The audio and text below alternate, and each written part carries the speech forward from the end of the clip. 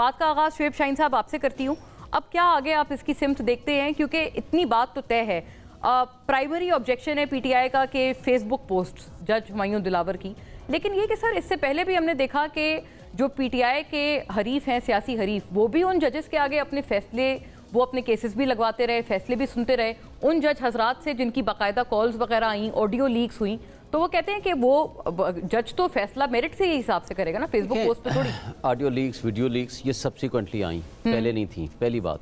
दूसरी बात है कि आप सिर्फ एक शख्स अपने फेसबुक से एडमिट करता है कि मेरा फेसबुक अकाउंट है, मेरा मोबाइल है, अपने फेसबुक से 2014 से ऑनवर्ड नाजेबा तस्वीर और नाजेबा किस्म की पोस्ट लगाता है इमरान खान के ख़िलाफ़। नंबर 1 ये एडमिटेड फैक्ट है। नंबर 2 दूसरा एक आस्पेक्ट है, छुट्टियों में ये 14 जुलाई से छुट्टियां हैं और हुमायूं दिलावर साहब यकम अगस्त से छुट्टियों पे हैं, और छुट्टियों में ये पूरे पंजाब इस्लामाबाद में छुट्टियां हैं डिस्ट्रिक्ट कोर्ट्स की। छुट्टियों में सिर्फ डे टू डे अफेयर्स के लिए डिस्ट्रिक्ट एंड सेशन जज कोई एडिशनल डिस्ट्रिक्ट एंड सेशन जज को मार करता है 2 दिन के लिए। करेक्ट। इस केस में 3 दिन पहले एक नया नोटिफिकेशन आता है कि नहीं, हुमायूं दिलावर साहब बैठेंगे और छुट्टियों में नहीं जा रहे, डे टू डे हियरिंग करेंगे 5 दिन के लिए। और डे टू डे हियरिंग की बजाय डे टू डे हियरिंग कौन से, जो अर्जेंट मैटर्स आएंगे। रेगुलर ट्रायल कभी अर्जेंट मैटर नहीं होता, वो 1-1 घंटे की डेट दे रहे हैं। कहते हैं सर ये भी बड़ा अर्जेंट ट्रायल है, जाहिर है ये इतना सबका है, साल से ये केस लटका हुआ है, 15 कत्ल हुए हैं, मुझे बताएं। एडिशनल डिस्ट्रिक्ट एंड सेशन जज के पास कत्ल के मुकदमात होते हैं। कत्ल से संगीन तो नहीं हो सकता, नहीं हो सकता ना, या उससे ज्यादा संगीन है ये, यानी ये उससे ज्यादा संगीन केस है। लेकिन सर दूसरी बात, दूसरी बात आप मुझे बताएं, ये 1-1 घंटे के नोटिस पे डेट दे रहे हैं। लॉ ये है 526 CRPC कि जब कोई ट्रांसफर एप्लीकेशन किसी जज के खिलाफ आ जाए तो वो जजमेंट फाइनल नहीं दे सकता। सही।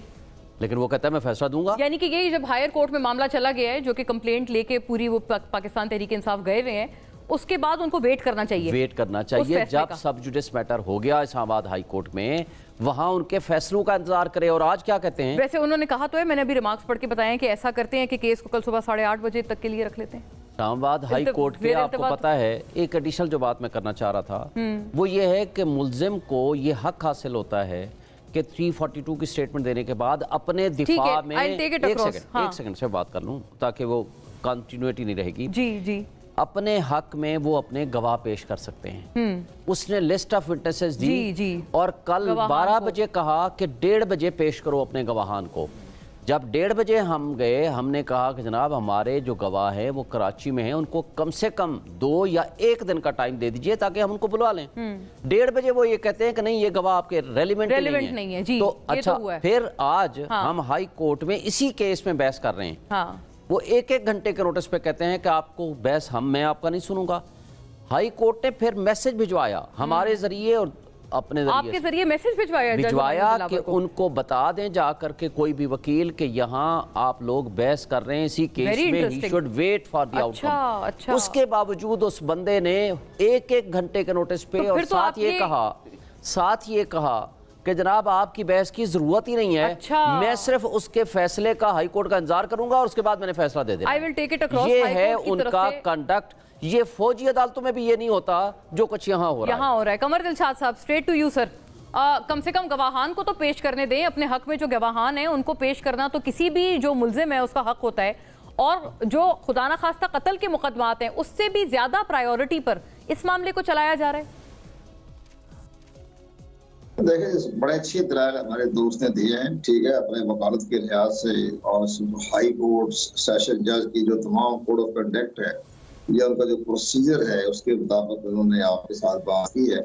लेकिन हमारा तो बड़ा सादा सवाल है कि ये मुद्दई जो है, मुद्दईयत जिसने केस को दर्ज करवाया है सेशन कोर्ट में, वो है इलेक्शन कमीशन ऑफ पाकिस्तान। कोई आम इदारा नहीं है, आम फर्द नहीं है। वो इलेक्शन कमीशन पाकिस्तान एक आईनी इदारा है, उनके भी इख्तियारात का स्टेटस वो भी हाई कोर्ट की बराबरी है।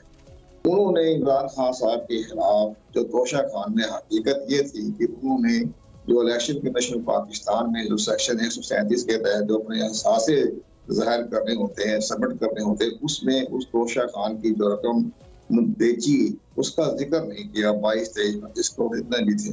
वो हकायक छुपाने के जुर्म पर इलेक्शन कमीशन पाकिस्तान ने आर्टिकल 62(1)H के तहत उनको नाअहल करार दे दिया। जी, दुरुस्त, पिछले साल की बात है ये। और ये भी किया, उन्होंने साथ ये भी किया कि चूंकि इन्होंने ये क्रिमिनल प्रोसीजर में आ गए हैं, हकायक छुपाए हैं, तो इनके खिलाफ जो है वो उन्होंने सेशन कोर्ट में मुकदमा दर्ज कर दिया। मुद्दई कौन है? इलेक्शन कमीशन पाकिस्तान, आम फर्द नहीं है। आपको रेफरेंस आया है रेफरेंस कहाँ से आया? और स्पीकर कौमी असेंबली ने वो भी आईनी इदारे के दुरुस्त, आपने उसकी पूरी उसकी ट्रेल बता दी कि कहाँ से आया है वो रेफरेंस। लेकिन सर गवाहान को तो पेश करने दिया जाए, अगर उनके हक में कोई गवाहान है, उनकी गवाही भी नहीं ले रहे। गवाही की तबाही खत्म हो जाती है। मदईयत कौन है? इलेक्शन कमीशन पाकिस्तान ने भी सारे 6 महीने तक उस पर क्वेरी करने के बाद ही फैसला दिया हुआ ना, तो वही सारा फैसला उन्होंने सेशन कोर्ट में भिजवा दिया। तो ठीक है, अपना हमारा अदालती सिस्टम बड़ा पेचीदा है। उमरा के लिए कुछ और है, गरीब के लिए कुछ और है। गरीब होता है कभी भी जेल चला जाता। अब ये सारे उमरा का शराफी का केस होते हैं, हमारी हाई कोर्ट, सिविल कोर्ट, सब चीजें जो है वो अपने मामले में देखते हैं। रात को भी अदालतें खुल जाती है, सुबह भी अदालतें खुल जाती हैं, आम आदमी की तरीक खुलती। तो ये सारी चीजें तो हमारे सामने, हमारा अदलिया का सिस्टम बहुत पेचीदा है। जब तक इसको आप इस्लाह नहीं करेंगे तो हमारा सारा ये तो सर आपने दुरुस्त एक आपने जेनेरिक बात की और बिल्कुल दुरुस्त आपने फरमाया। लेकिन ऐसा भी तो हो सकता है कि हाई कोर्ट इसको स्लैश डाउन कर दे। जो भी फैसला है जज हुमायूं दिलावर की अदालत से, अगर हाई कोर्ट, अभी आपने सुना शुएब शाहीन साहब कह रहे हैं, बड़ी वो जो हायर कोर्ट से उनके जज हजरात पैगामात भिजवा रहे हैं जज साहब को, हुमायूं दिलावर साहब को, कि आप रुक जाएं, हमारे फैसले का वेट तो कर लें। वो कह रहे नहीं, आपके फैसले की जरूरत ही नहीं है। तो ये भी तो मुमकिन है कि किसी हायर कोर्ट में कल को ये फैसला वैसे ही क्वॉश हो जाए। ठीक है, पहली बात ये, पहली बात हमारा एक पॉइंट ऑफ व्यू है कि जनाब जो पहले एक कोर्ट से सजा सुन ले, इसके बाद हाई कोर्ट जाए, सुप्रीम कोर्ट जाए, उनके वास्ते में रुकावटें पैदा की कि आप सुनने की मजाज नहीं है, आप उसका नहीं हो गया। कभी वो अपने ब्रिगेडियर जो है वसीम चीमा का नाम लेते हैं, मिलिट्री सेक्रेटरी का जो उनके पेश किया, कभी किसी का नाम लेते हैं, कभी किसी का नाम लेते हैं। वो ठीक है, उनके ऊपर डिफेंस करना उनका राइट बनता है। लेकिन हमारी हाई कोर्ट का बड़ा एहतराम है, अगर रोका है तो सेशन कोर्ट को भी है, हाई कोर्ट का एहतराम करना चाहिए। तो ये सारे मामला कोई नहीं, केस चलता रहेगा, 2 महीने 3 महीने 6 महीने चलता रहे। लेकिन बहरहाल ये मदीयत जो है, इसका बड़ा केस की इंपॉर्टेंस जो है वो election commission Pakistan, election commission. अच्छा, दोनों हजरात से एक एक आखिरी सवाल, क्योंकि ये सेगमेंट फिर हम वाइंड अप करें। शुएब शाहीन साहब, केस का फैसला तो आने दें। ऐसा लग रहा है कि बजिद हैं जैसे पीटीआई चेयरमैन खान साहब कि फैसला मैंने नहीं सुनना अपने खिलाफ। फैसला आ जाए फिर आप you are in a good position कि आप उसको हायर कोर्ट में चैलेंज कर दें। बाद में इतनी उजलत क्यों? देखिए, पहली बात तो ये है कि आपने सवाल किया, क्या इलेक्शन कमीशन ऑफ पाकिस्तान अगर पटिशनर हो या कंप्लेनेंट हो, तो क्या किसी भी साबिक प्राइम मिनिस्टर हो या कोई आम सिटीजन हो, क्या उनके फेयर ट्रायल का बुनियादी हक ख़त्म हो जाता है? क्या अपने गवाह पेश करने का उसका कोई हक नहीं है? यानी फैसला बिल्डोज करके एक जज दे दे, मेरी गवाही जो मेरे हक में मौजूद है वो लिखी नहीं जाएगी, तो मुझे बताएं मैं बहस किस बात पे करूंगा? दूसरी बात, मुझे ये बता दें कि जहां सुप्रीम कोर्ट ने कहा है कि जब जुरिस्डिक्शन का फैसला पहले कर दो, जब जुरिस्डिक्शन का फैसला होगा तो उसके बाद केस के ट्रायल की बात आएगी। तीसरी बात जो अहम है, आपको पता है इस केस में है क्या? टोटल इस केस में ये है कि तमाम जो एसेट्स हैं वो सारे के सारे डिक्लेयर्ड हैं। लफ्ज तोशाखाना आगे आप सुन लें, लफ्ज आगे तोशाखाना नहीं लिखा। भाई हमने टैक्स जब डॉक्यूमेंट्स में जमा कराते हैं वहां आपको source of income and assets दोनों बताने पड़ते हैं। आपने उसका जो यहाँ जो होता है, यहाँ जो होता है ना, टोटल जो आपके पास मामला ही नहीं है, टोटल यहाँ तोशाखाना नहीं लिखा हुआ, सिर्फ एक बात यहाँ आपको देना होता है कि आज के दिन कितने आपके पास मूवेबल एंड इमूवेबल एसेट्स हैं, और लोहा हमने जमा करा दिए। अच्छा, एक बात सिर्फ करके देखिए, जो क्रिमिनल्स हैं जिन्होंने गाड़ियां ली हैं गैर कानूनी तौर पर, वो तो आज मुद्दाई बने बैठे हैं।